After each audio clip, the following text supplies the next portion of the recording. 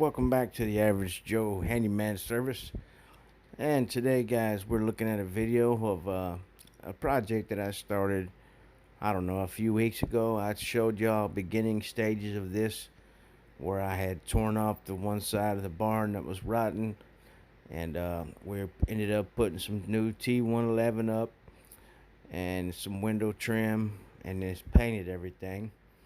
And I now have the updated version for you guys to see how it came out. Also, where that ladder is, we were building another slab on top of that one. So all this was before, and this is about as far as I had shown y'all, and I finally have the what it looks like now. There it is. Nice color. And there's the new slab that I poured over the other slab, because we're going to be putting a little greenhouse on top of that. So that came out pretty good. Just a small little pad, and that's why we did this side of the barn, because we knew we were going to have to do that, and later on we'll be doing the rest of the barn, going around the other three sides, and I'll be installing a greenhouse right here.